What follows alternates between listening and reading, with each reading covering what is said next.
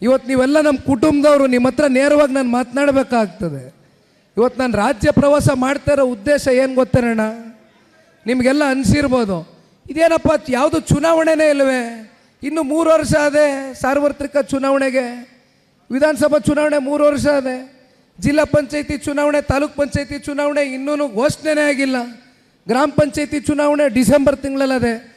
ಇದೇ ನಿಖಿಲ್ ಕುಮಾರಸ್ವಾಮಿ ಇಷ್ಟು ಬೇಗ ಹೊರಟುಬಿಟ್ಟವನೆಲ್ಲ ರಾಜ್ಯ ಪ್ರವಾಸ ಅಂತ ನಿಮ್ಗೆ ಅನಿಸಿರ್ಬೋದು.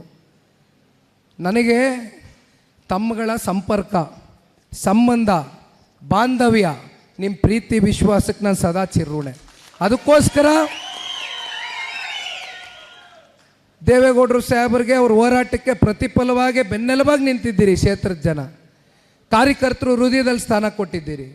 ಅದೇ ರೀತಿ ಸನ್ಮಾನ್ಯ ಕುಮಾರಣ್ಣವ್ರಿಗೆ ಹೃದಯದಲ್ಲಿ ಸ್ಥಾನ ಕೊಟ್ಟಿದ್ದೀರಿ. ಅನಿರೀಕ್ಷಿತವಾಗಿ ಬಂದು ಚುನಾವಣೆ ನಿಂತಂತ ನಮ್ಮ ತಾಯಿ ಅನಿತಾ ಕುಮಾರಸ್ವಾಮಿ ಅವ್ರನ್ನ ಗೆಲ್ಲಿಸಿ ಆಶೀರ್ವಾದ ಮಾಡಿದ್ದೀರಿ. ಎಲ್ಲಿ ಅಂತ ಹೋಗ್ಲಣ್ಣ, ನಿಮ್ಮ ಜೊತೆ ಇರ್ತೀನಷ್ಟೆ, ನಿಮ್ಮ ಜೊತೆ ಇರ್ತೀನಷ್ಟೆ.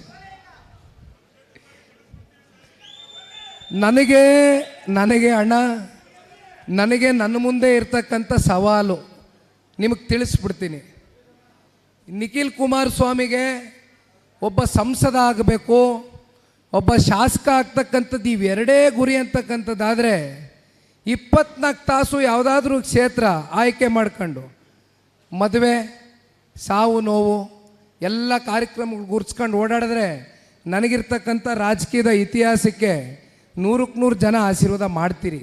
ಆದರೆ ನನ್ನ ಮೊದಲನೇ ಚುನಾವಣೆ ಸೋಲು ಯಾವ ರೀತಿ ಆಯಿತು ನೋಡಿದ್ದೀರಿ.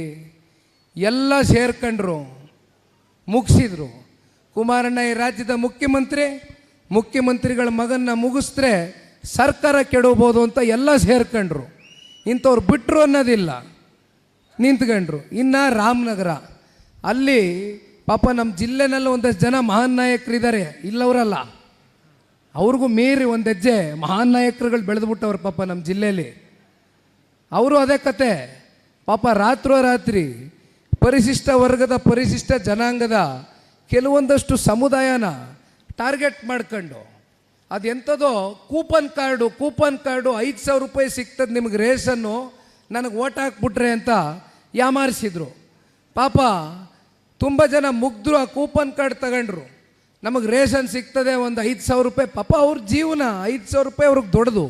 ನಾನು ತಪ್ಪು ಅಂತ ಹೇಳಲಿಕ್ಕಿಲ್ಲ, ನಾನು ಜನಗಳ ಮೇಲೆ ದೂಷಣೆ ಮಾಡಲಿಕ್ಕಿಲ್ಲ. ಅವ್ರಿಗೆ ಅವತ್ತು ದೊಡ್ಡದಿತ್ತು, ಮಾಡಿದರು.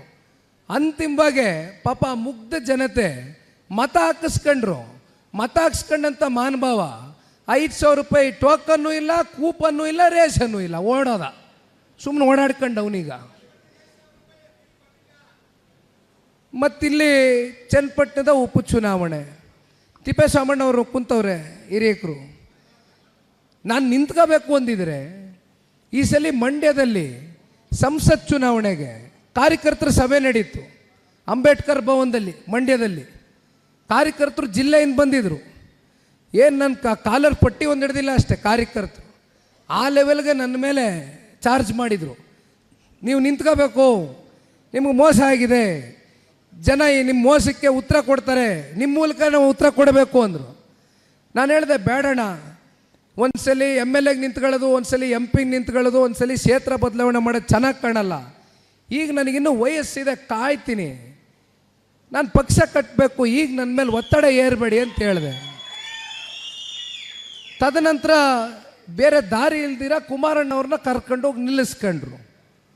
ಆದರೆ ಇವತ್ತು ಕುಮಾರಣ್ಣವರು ನಿಮಗೆ ಗೊತ್ತಿದೆ, ಈ ದೇಶದ ಗೌರವಾನ್ವಿತ ಪ್ರಧಾನಮಂತ್ರಿಗಳು ಶ್ರೀ ನರೇಂದ್ರ ಮೋದಿಜಿಯವರ ಸಂಪುಟದಲ್ಲಿ ಕೇಂದ್ರದ ಬೃಹತ್ ಕೈಗಾರಿಕೆ ಮತ್ತು ಉಕ್ಕಿನ ಸಚಿವರಾಗಿ ಕೆಲಸ ಮಾಡ್ತಕ್ಕಂಥದ್ದಕ್ಕೊಂದು ಅವಕಾಶ ಸಿಕ್ಕಿದೆ.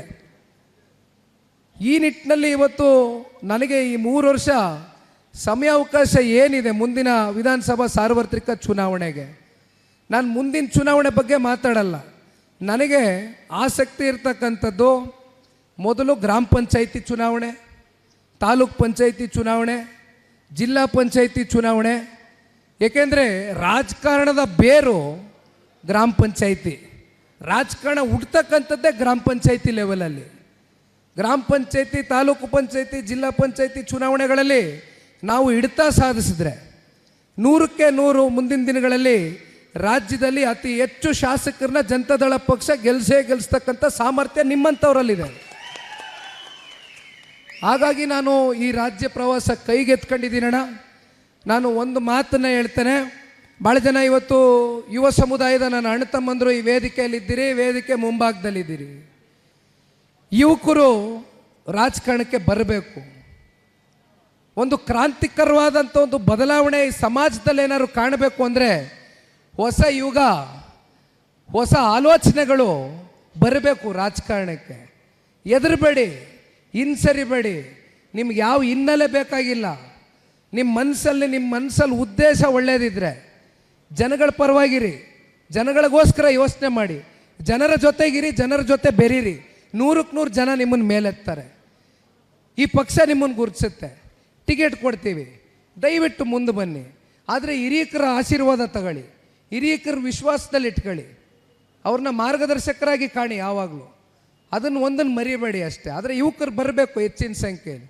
ಸ್ವಾದಿಷ್ಟತೆಯ ಸ್ವಾದ, ತಾಜಾತನದ ಆಹ್ಲಾದ, ಉತ್ತಮ ಆರೋಗ್ಯ ಮತ್ತು ಹೆಚ್ಚಿನ ರೋಗ ನಿರೋಧಕ ಶಕ್ತಿಯ ವೃದ್ಧಿಗೆ ಈಗ ನಿಮಗೆ ಸಿಗುತ್ತಿದೆ ಉತ್ತಮ ಗುಣಮಟ್ಟದ ಪೌಷ್ಟಿಕಾಂಶ. Shri Vaidik millet health mix. ಇದು ಸಿರಿಧಾನ್ಯಗಳ ಸಂಪತ್ತು.